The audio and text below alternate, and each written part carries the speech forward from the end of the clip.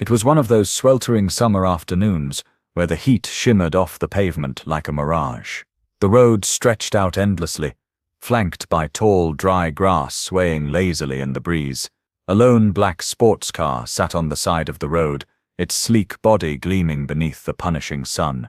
The hood was popped open, and a man in a crisp white button-down and expensive loafers stood next to it, frustration etched across his face.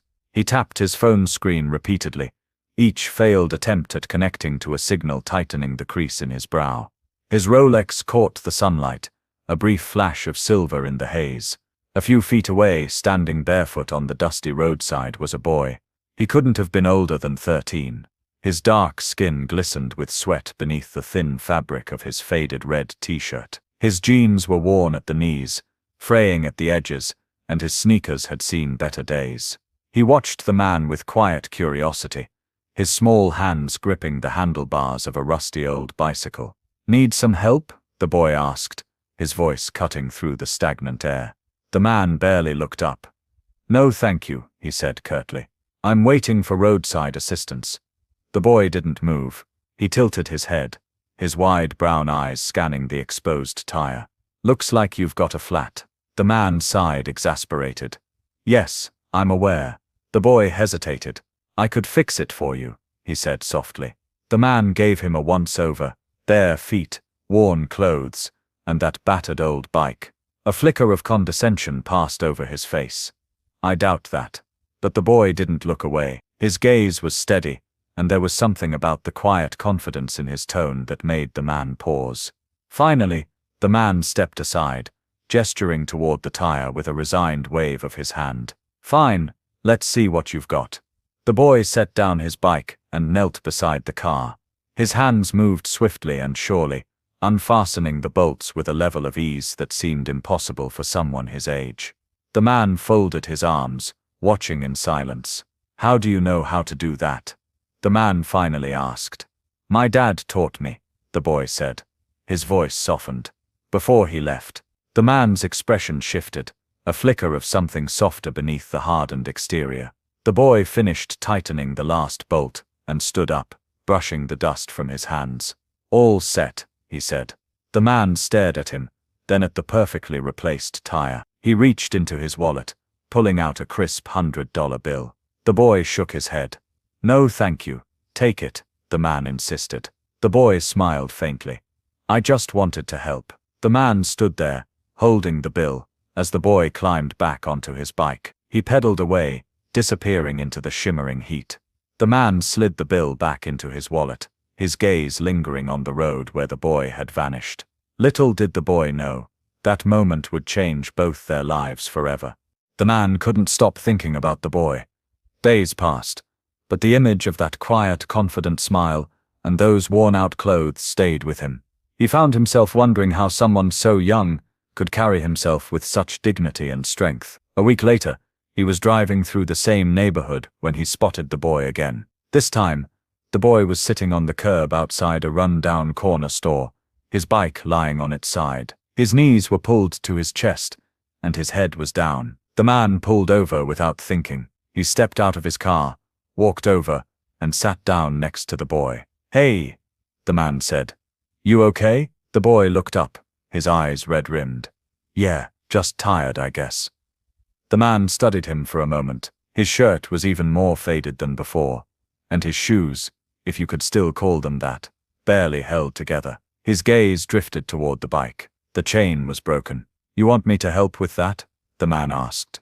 The boy smiled faintly. "I'll figure it out." "Come on," the man said, standing up. "I know a guy who can fix it." The boy hesitated before following him to the car. He climbed into the passenger seat cautiously, running his hands along the smooth leather interior. "This car is really nice." "Yeah," the man said, "but it's just a car." They drove in silence for a while. The man glanced at the boy's hands, which were curled into his lap. His fingers were rough, his nails chipped. "Too young to have hands that worn." "You said your dad taught you how to fix a tire," the man said eventually. The boy's face darkened. He traced the seam of his jeans with his finger. "Yeah, he used to fix cars. He worked hard." "But what?" The boy hesitated. "He left. Said he'd come back. He didn't." The man's chest tightened. He glanced at the boy, seeing the weight he carried in his small frame. Your mom? She works 2 jobs. I try to help out when I can. You shouldn't have to worry about that, the man said softly. The boy shrugged. It's just the way it is. They pulled up to an auto shop. A mechanic in a grease-streaked jumpsuit waved them over. The man gestured to the bike. Can you fix this up? The mechanic nodded. Sure thing. The boy watched in silence as the mechanic worked. After a while, he spoke. Why are you helping me? The man smiled faintly. You helped me first. The boy frowned. I didn't expect anything in return. That's why it matters. They sat quietly until the mechanic finished. The boy hopped off the curb and spun the bike's wheels. Good as new, he said, his eyes bright for the first time that day. The man reached into his pocket, but this time, he didn't pull out cash. He pulled out a business card. My name's Charles West, he said. If you ever need anything, call me. The boy stared at the card. West? Like the guy on the billboards. Charles smiled. Yeah, that's me. The boy's eyes widened. You own West Enterprises? Yeah, but you're not. The boy trailed off, his brow furrowing. I thought rich people didn't, talk to people like me. Charles' smile faded. Maybe that's the problem. The boy tucked the card carefully into his pocket. My name's Elijah. Nice to meet you, Elijah, Charles said. Elijah climbed onto his bike and rode off, glancing back once with a small smile. Charles watched him disappear around the corner, feeling a strange warmth settle in his chest. Something about this boy had awakened something in him, a quiet sense of responsibility. Little did they know, their paths were about to cross again in a way that would change everything. A few months passed. Life moved on, but Charles couldn't shake the feeling that he owed Elijah something more, something beyond just fixing a bike. He thought about him often, wondering how a boy that young could carry so much weight on his shoulders without breaking. And then one rainy afternoon, fate intervened. Charles was on his way to a business meeting, driving his sleek black car through the city's older, run-down neighborhoods. The rain was coming down in sheets, blurring the windshield. As he slowed at a red light, he spotted a familiar figure huddled under a bus stop shelter. Elijah. He was soaked to the bone, clutching a worn backpack to his chest. His bike lay abandoned nearby, its front wheel bent and twisted. His face was drawn and tired. Without thinking, Charles pulled over and rolled down the window. Elijah, the boy's head snapped up. For a moment he hesitated, then rushed toward the car. Charles leaned over and opened the door. Get in. Elijah climbed in, his clothes dripping water onto the leather seats. He shivered. What happened? Charles asked, turning up the heat. Elijah's jaw tightened. Some guys jumped me, said I was riding through their neighborhood. Charles's hands tightened on the steering wheel. Did they hurt you? Elijah shrugged. Just took my stuff. Charles breathed deeply, forcing himself to stay calm. Where's your mum? Working. Did you call anyone? I didn't want to bother her. Charles sat in silence for a moment, his thoughts racing. He could feel the boy's quiet strength, his reluctance to ask for help. But beneath that strength was a vulnerability, a quiet plea that Charles couldn't ignore. Let me take you home, Charles said. Elijah hesitated. It's not far. Still, they drove through narrow, uneven streets until they reached a worn-down apartment building. Elijah led Charles up the stairs to a dimly lit hallway. He hesitated at the door before pushing it open. The apartment was small and cramped, the furniture mismatched and worn. A single framed photo sat on the small table near the window, a younger Elijah with a man who must have been his father. The walls were cracked, and the faint hum of an old refrigerator filled the silence. Elijah set his backpack down. Thanks for the ride. Charles looked around. The room was clean but threadbare, the kind of place where survival took priority over comfort. Where's your mum? Charles asked. Elijah rubbed the back of his neck. She works late. She'll be back in a few hours. Charles studied the boy's face, the quiet strength, the weary eyes, the weight of someone who had learned too early that life wasn't fair. You've been taking care of yourself for a long time, haven't you? Elijah's mouth twitched. Guess so. Charles took a step toward him. You don't have to carry all this alone. Elijah's eyes darkened. I don't have a choice. Charles knelt down so they were eye level. You're wrong. Elijah's breath hitched. His defenses were unraveling. For the first time, someone was looking at him, not with pity, but with understanding. You've got someone now, Charles said softly. Me. Elijah's lips trembled. Why? Charles' throat tightened. He thought about his own childhood, about the father who had walked away when he was Elijah's age. He had built a life of success and wealth, but no one had been there to help him through the hard days. He had survived alone. He didn't want that for Elijah. Because I see you, Charles said, and I know what it's like to feel like you have to stand alone. For a long moment Elijah stared at him. Then, slowly, he nodded. Charles pulled out his wallet and took out a sleek black card. This is my personal number. If you need anything at all, you call me. Elijah's fingers brushed against the card. Okay. And Elijah, yeah, you're not alone anymore. Elijah's eyes glistened. He blinked hard and tucked the card into his pocket. Thanks. Charles stood and squeezed his shoulder. Get some rest. As Charles walked toward the door, Elijah's voice stopped him. Charles. Charles turned. You really mean it?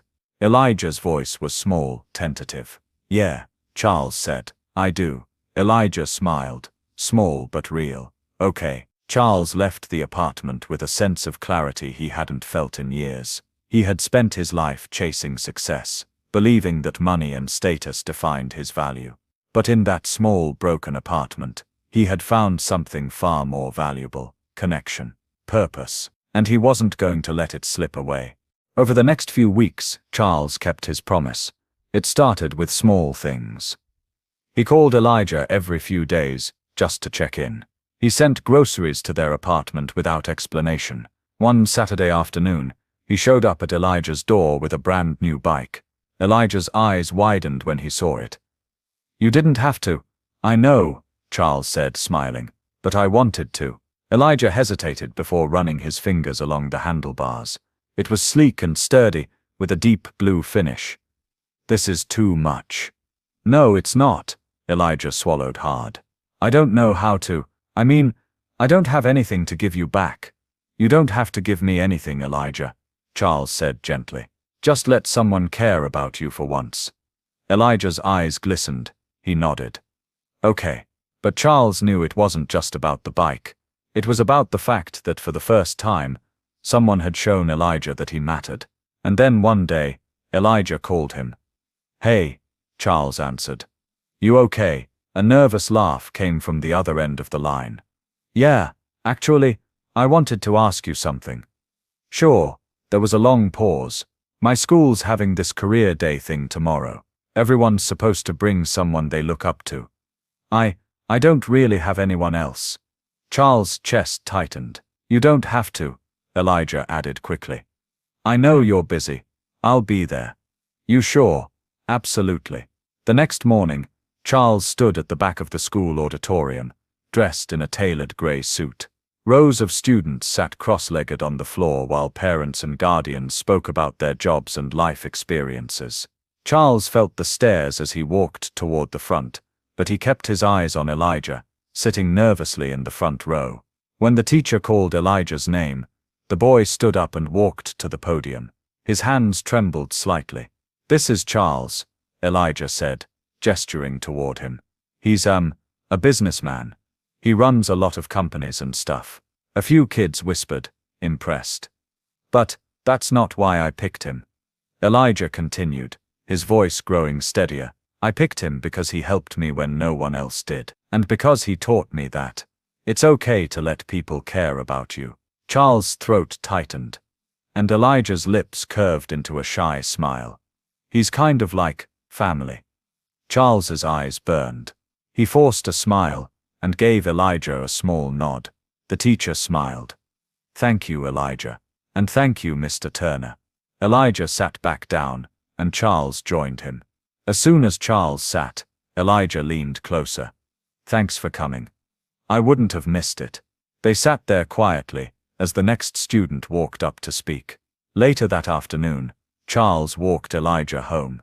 As they reached the apartment building, Elijah hesitated at the door. You okay?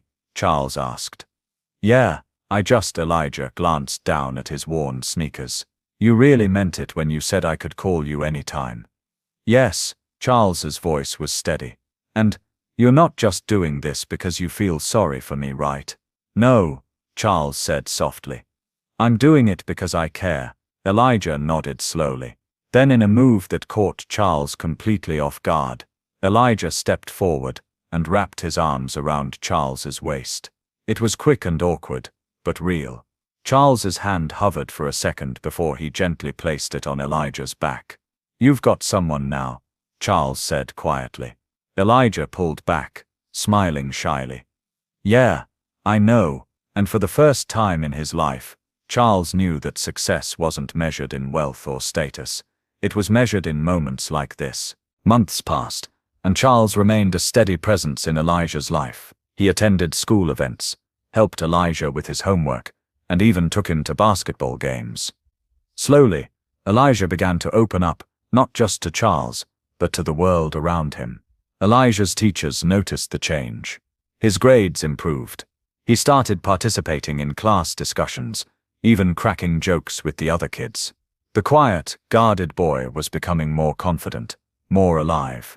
One evening, they sat together on a park bench, watching the sunset. The golden light reflected off the lake, casting a soft glow across their faces. You know, Charles said, the day you helped me with that tire, I thought I was the one doing you a favor by giving you a ride home. Elijah smiled. Yeah? But really? Charles turned toward him. You saved me, just as much as I helped you. Elijah frowned. What do you mean? I spent years building my career, chasing after money and status, thinking that's what life was about. But none of it mattered. I had everything, but I still felt empty. And now? Charles smiled. Now I realize that real success isn't about what you have, it's about who you share it with. Elijah's eyes softened. And you, Charles added, reminded me of that. Elijah sat back, arms crossed. So you're saying I'm basically a life coach now? Charles laughed. Yeah, something like that. They sat in comfortable silence for a while, the breeze rustling through the trees. Finally, Elijah spoke. So, can I ask you something? Of course. Elijah hesitated. You think maybe I could stay with you sometimes? You know, like family. Charles's heart swelled. He reached over and squeezed Elijah's shoulder. Yeah, I'd like that. A rare, wide smile broke across Elijah's face. You know what this means, right? Charles teased. Elijah raised an eyebrow. What? You'll have to put up with my terrible cooking. Elijah laughed. That's fine. Just promise me one thing. Anything. Don't disappear. Charles's smile softened. I won't. And this time, Charles knew it was a promise he could keep. Because wealth isn't measured in dollars or possessions. It's measured in the lives you touch, the love you give, and the connections you build. Charles had spent his life chasing fortune, but Elijah had given him something far more valuable. A sense of purpose, a reason to care, family. And sometimes, life's greatest treasures come not from what you achieve, but from who you choose to stand beside. So what happened next? Charles kept his promise. Elijah grew up with someone in his corner. Someone who believed in him. And in the end, it wasn't just Elijah's life that changed that day by the side of the road. It was Charles's too.